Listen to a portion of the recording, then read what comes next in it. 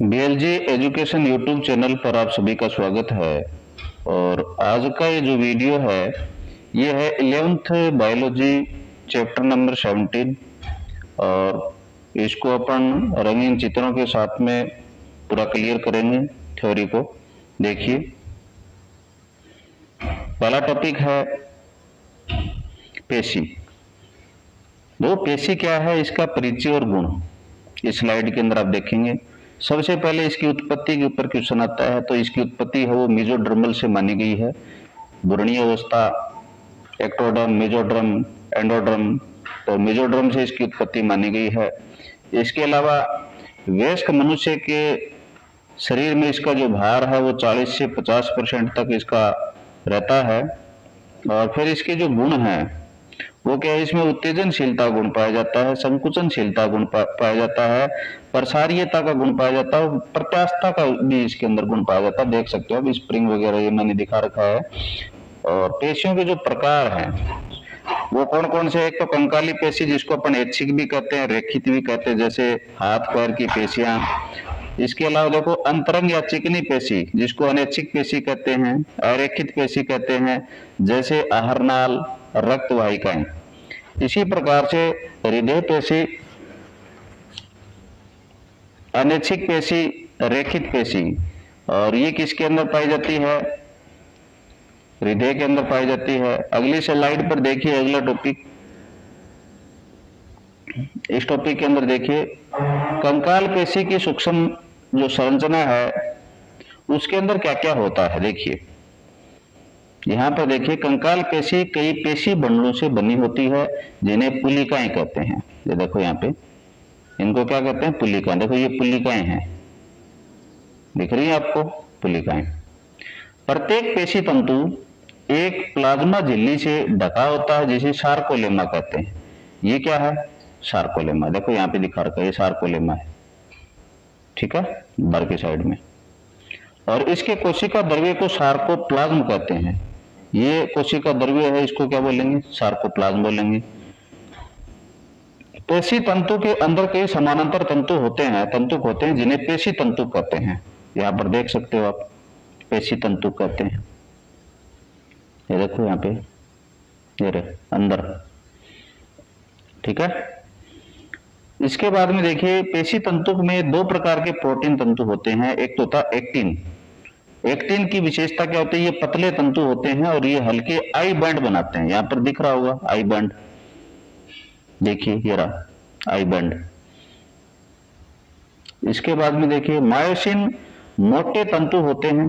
ये क्या होते हैं, या मोटे तंतु बनाते हैं, कह सकते हैं मोटे टाइप के होते हैं ये। और ये गहरे ए बैंड को बनाते हैं। ए बैंड यहाँ पर देखिए आप, डार्क। सार्कोमियर की विशेषताएं देखिए, क्या होता है सार्कोमियर, दो लगातार जड़ रेखाओं के बीच का भाग पेशी संकुचन की कार्यात्मक इकाई कहलाता है।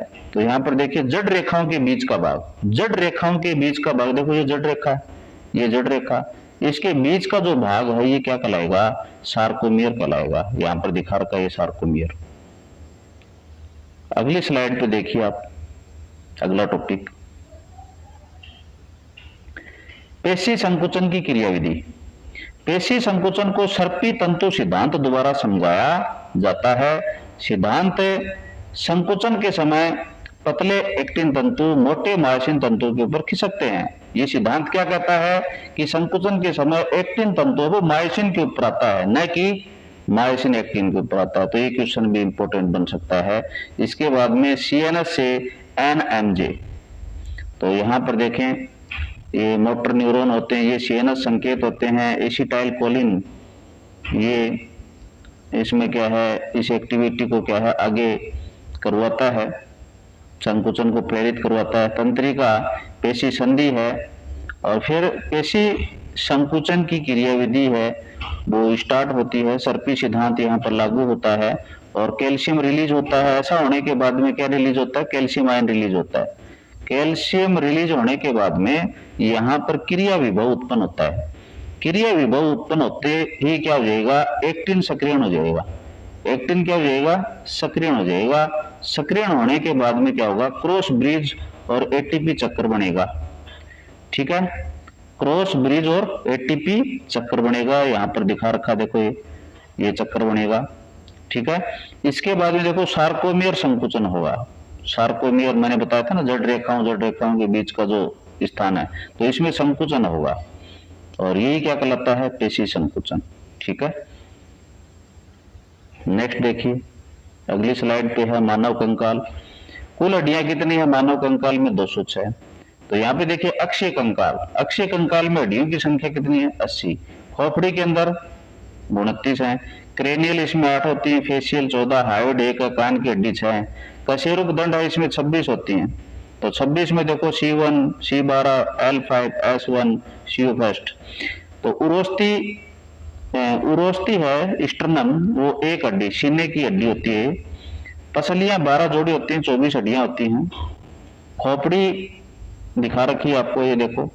उपांगीय कंकाल में 126 हड्डियां होती हैं। हाथ के अंदर देखो 30 गुणा 2, मतलब 2 हाथ हैं अपने, तो 60 हड्डियां हो जाती हैं। अंश मेखला के अंदर 4 हड्डियां होती हैं भाई, ठीक है ना।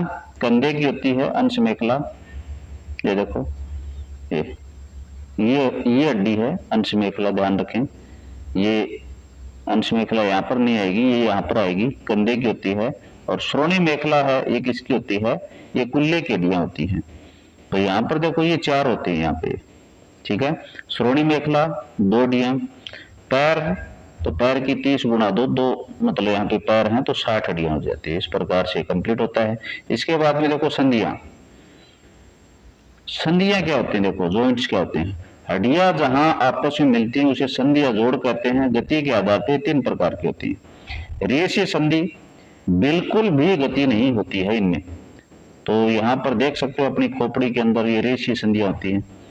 उदाहरण के लिए खोपड़ी, कपाल की हड्डियों के बीच की सीवन, ठीक है। परीक्षा में यदि आता है तो आप करके आ जाना इसको। उपास्थि युक्त संधि, सीमित या थोड़ी गति होती है, हड्डियां उपास्थि द्वारा जुड़ी होती है, देख सकते हो आप। कशेरुक दंड की 2 कशेरुकाओं के बीच का जोड़, इसका उदाहरण हो जाएगा। साइनोवियल संधि क्या होती है, इनमें हड्डियों के बीच में साइनोवियल द्रव्य भरा होता है जिससे स्वतंत्र रूप से गति कर सकते हैं। तो यहाँ पर देख सकते हैं इसके उदाहरण। तो प्रकार की बात करें तो कंदुक खलिका कंधे के अंदर होती है। कब्जा संधि घुटना है, कोहनी के अंदर। दुराग्र संधि एटलस या एक्सिस। विसर्पी संधि कार्पल्स हो जाएंगे। सैडल संधि है वो अंगूठे के अंदर पाई जाती है। तो ये वेरी इंपॉर्टेंट है साइनोवियल संधियां, ठीक है, इनको याद कर लेना।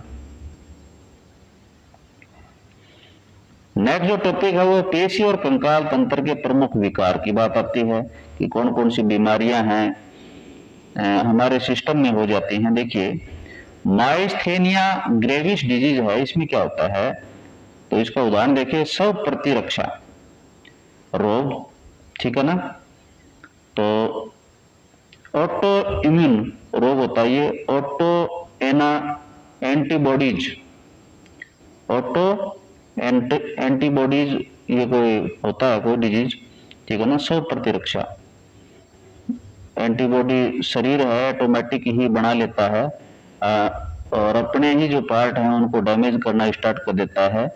रोग तंत्रिका पेशी संधि को प्रभावित करता है, कमजोर हो जाती हैं और लकवा मार जाता है।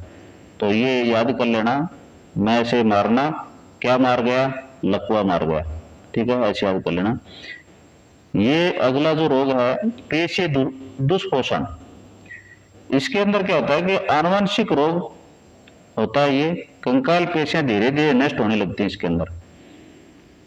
अगला रोग है टिटेनी, ये कैल्शियम की कमी के कारण होता है। शरीर के तरल में कैल्शियम आयनों की कमी और तेज ऐंठन उत्पन्न हो जाता है। ऑस्टियोपोरोसिस अगला रोग है, उम्र बढ़ने के साथ होने वाला रोग है। हड्डियों का जो द्रव्यमान होता है ना वो घट जाता है, फ्रैक्चर का जो खतरा वो बढ़ जाता है। मुख्य कारण है एस्ट्रोजन हार्मोन की कमी। इसके बाद में गाउट डिजीज में क्या होता है कि जोड़ों में यूरिक अम्ल के क्रिस्टल जमा होने के कारण सूजन और दर्द होने लग जाता है। तो इसके साथ में आपकी जो क्लास है वो कंप्लीट होती है। इस चैनल को आप लाइक, शेयर और सब्सक्राइब करें। तो ये जो स्लाइड आपके लिए छोड़ दी मैंने, तो आप इसको पढ़ें और अपने दोस्तों को शेयर करें, सब्सक्राइब करवाएं इसको ज़्यादा से ज़्यादा, क्योंकि बहुत ही महत्वपूर्ण वीडियो है ये। धन्यवाद।